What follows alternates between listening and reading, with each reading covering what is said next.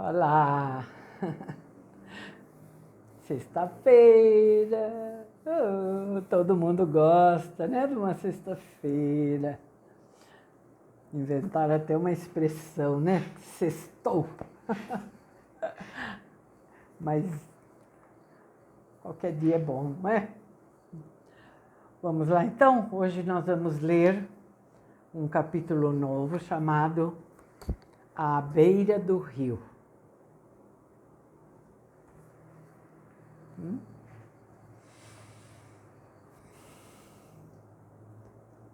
Siddhartha caminhava pela floresta, já muito longe da cidade. Tinha certeza de uma única coisa, que nunca mais poderia voltar atrás, que essa vida que levara por longos anos pertencia ao passado, definitivamente, que a saboreara, chupando até a última gota, até enjoar. O pássaro canouro com o qual sonhara estava morto. Morto estava o pássaro que cantara no âmago da sua alma. Por todos os lados enredara-se no sansara. Impregnara-se completamente de nojo e de morte. Assim como uma esponja absorve a água até ficar cheia. Sentia-se abarrotado de desânimo, de mal-estar, de agonia. Em todo o vasto mundo já não existia nada que o pudesse atrair, que fosse capaz de causar-lhe alegria e de trazer-lhe conforto.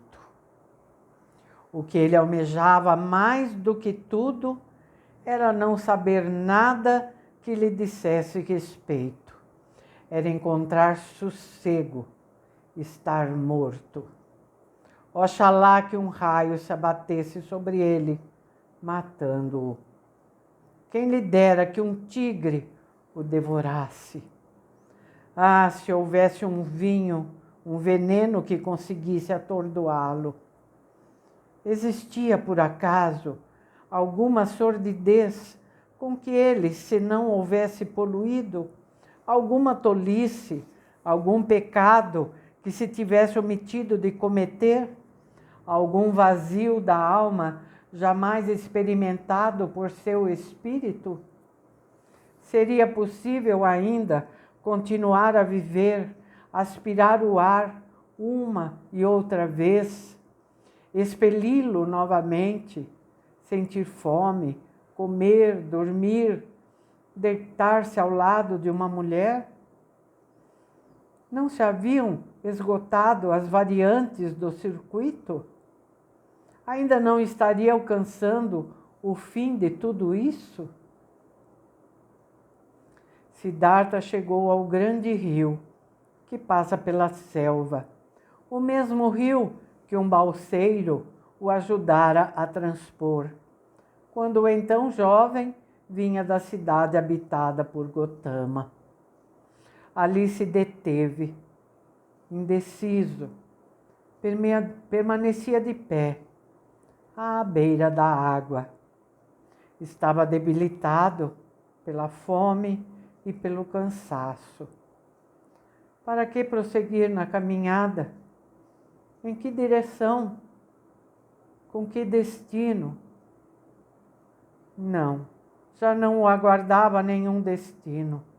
Nada mais havia a não ser o profundo e doloroso desejo de livrar-se daquele pesadelo confuso, vomitar esse vinho nojento, acabar com tal vida miserável, ignominiosa.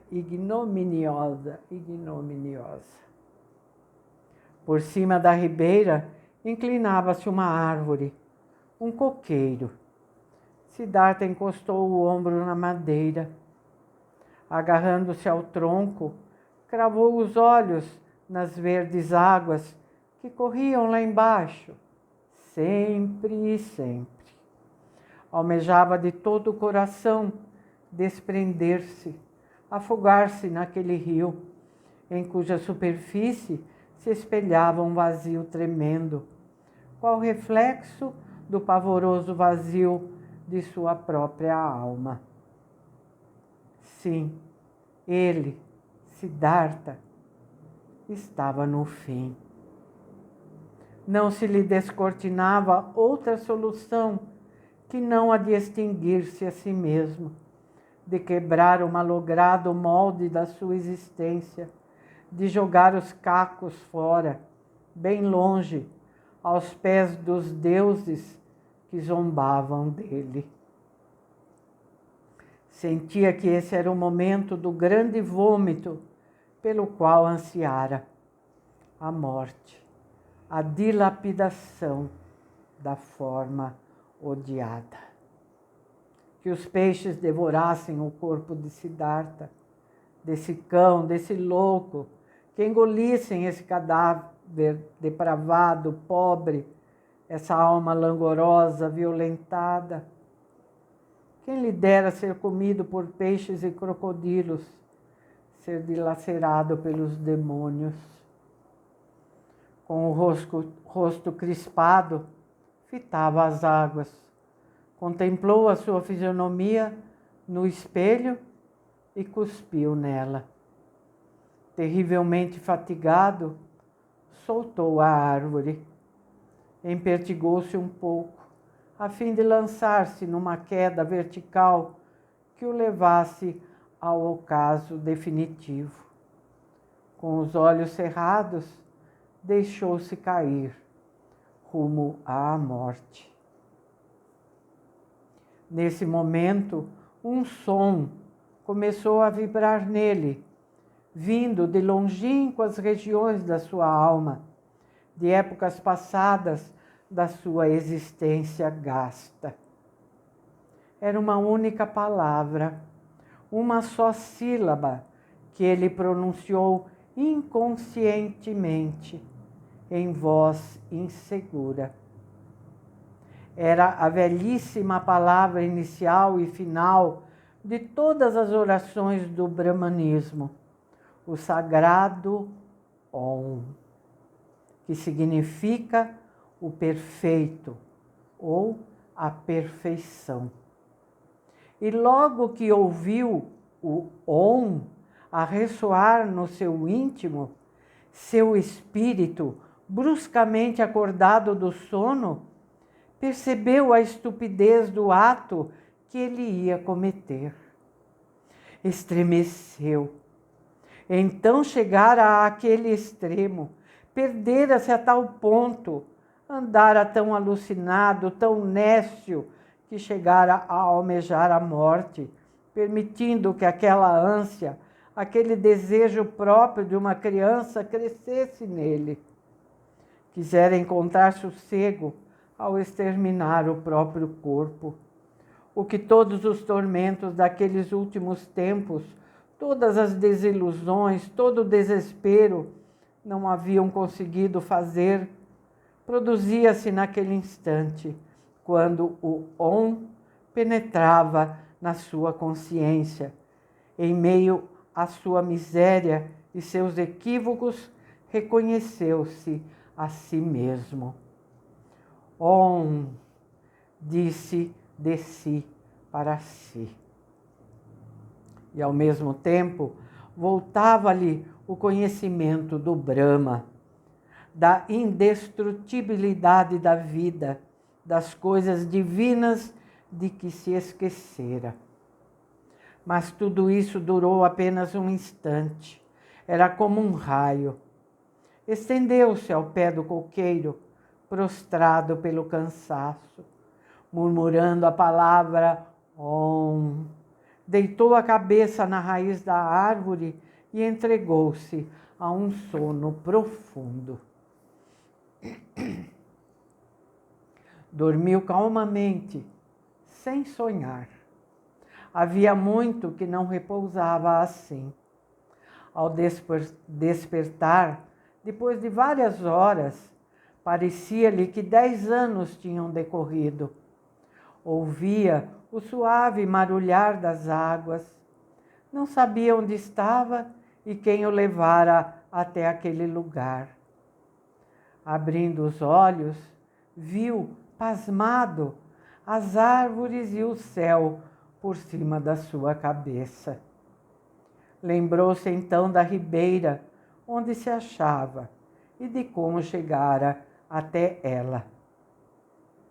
Contudo, careceu de algum tempo para dar-se conta disso. Era-lhe como se o passado estivesse envolvido num véu, infinitamente distante, infinitamente remoto, totalmente desprovido de importância. Apenas tinha certeza de ter abandonado a sua existência precedente, a qual, no primeiro momento de recuperação dos sentidos, se lhe afigurava como uma encarnação longínqua, uma jornada anterior do seu eu atual. Recordava-se também da sua intenção de jogar fora a vida, num acesso de asco e desgosto. E finalmente lembrava-se de que recuperara a consciência de si mesmo à beira de um rio, sob um coqueiro, para em seguida pegar no sono com a sagrada palavra do Om nos lábios. Ao acordar nesse instante, olhava o mundo como um recém-nascido. Em voz baixa, proferiu novamente o Om, assim como fizera ao adormecer, e teve então a impressão de que todo aquele sono prolongado não passava de uma longa e ininterrupta sequência de Oms pronunciados por ele, de uma penetração no Om, de uma fusão completa com o perfeito, o inominado. Que sono maravilhoso! Jamais sono algum o refrescara tanto. Nunca se sentira tão novo, tão rejuvenescido.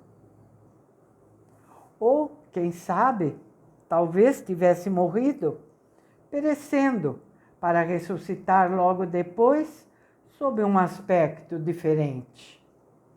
Mas não, ele se reconhecia a si mesmo, reconhecia as mãos, os pés, o lugar onde se encontrava. Reconhecia a esse eu no seu âmago, a esse Siddhartha, homem teimoso, esquisitão.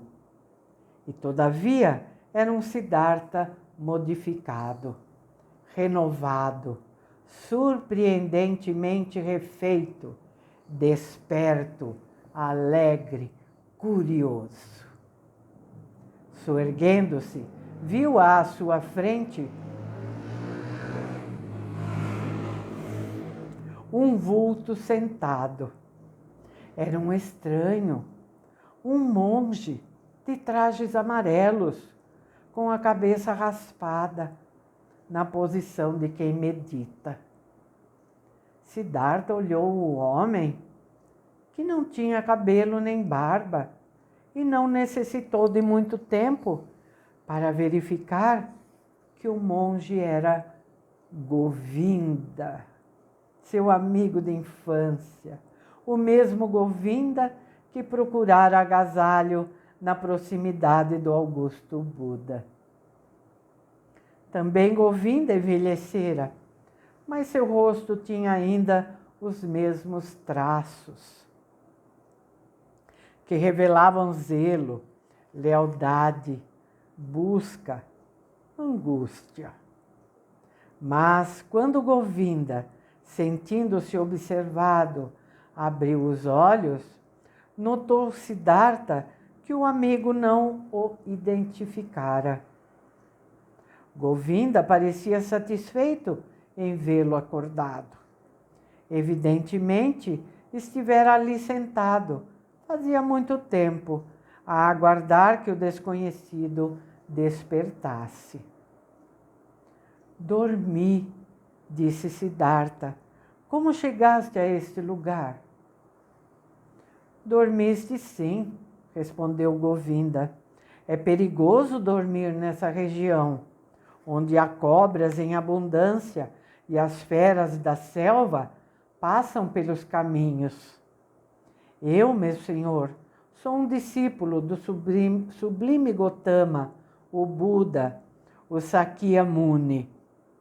Ao fazer uma peregrinação ao longo dessa estrada, descobri-te e percebi que estavas dormindo no lugar onde não convém descansar. Por isso, procurei acordar-te, e como percebeste que teu sono era bem profundo, separei-me dos companheiros para ficar a teu lado. Mas parece-me que eu mesmo adormeci em vez de velar por ti. Desincumbi-me muito mal da minha missão. A fadiga tomou conta de mim. Mas agora que despertaste, permite que me afaste, para que possa alcançar meus irmãos. Agradeço-te, ó Samana, o teres vigiado o meu sono, disse Siddhartha. Vós, os discípulos do Augusto, sois muito gentis.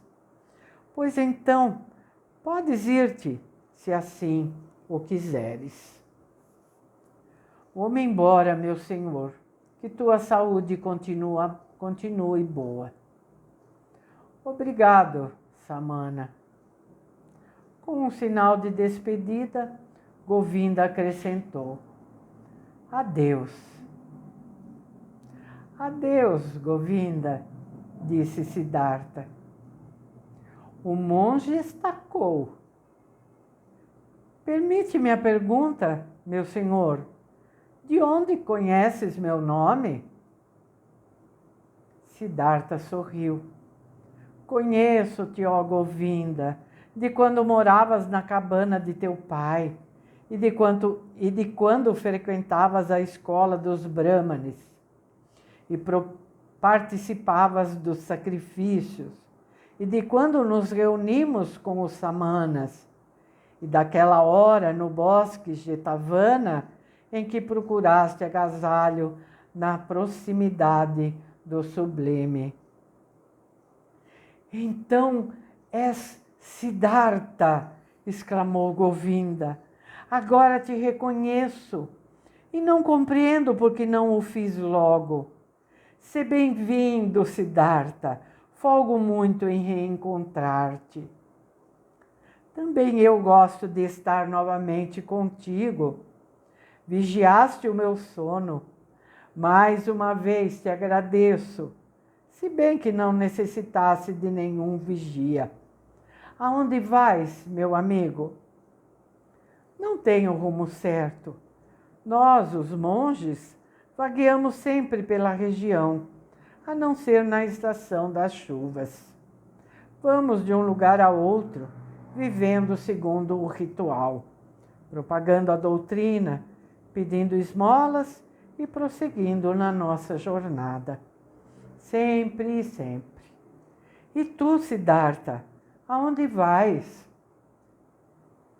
Respondeu Siddhartha. Comigo acontece a mesma coisa, meu amigo. Ando sem rumo, apenas vou caminhando. Sou um peregrino. Afirmas que és um peregrino, tornou Govinda, e acredito nas tuas palavras. Mas, Siddhartha, não leves a mal o que te digo. Não tens a aparência de um peregrino. Usas as roupas dos ricos, calças sapatos que convém a um cavaleiro distinto. E teu cabelo, que cheira a água perfumada, não se parece com o de um samana peregrino. Perfeitamente, meu caro, observaste tudo muito bem. Teus olhos são deveras perspicazes. No entanto, não asseverei ser um samana. Disse apenas que sou um peregrino. E assim é de fato. Encontro-me numa peregrinação. Então és um peregrino, replicou Govinda. Mas pouca gente faz romarias com trajes, sapatos e penteados dessa qualidade. Eu, que há muitos anos vivo peregrinando, nunca vi um peregrino igual a ti. Bom, o diálogo continua, mas nós já estamos com o nosso tempo esgotado, apesar de que ainda falta bastante para terminar esse capítulo. Mas vou deixar para o próximo vídeo, tá bom? Então é isso, minha gente. Vamos fazer por partes, tá bom?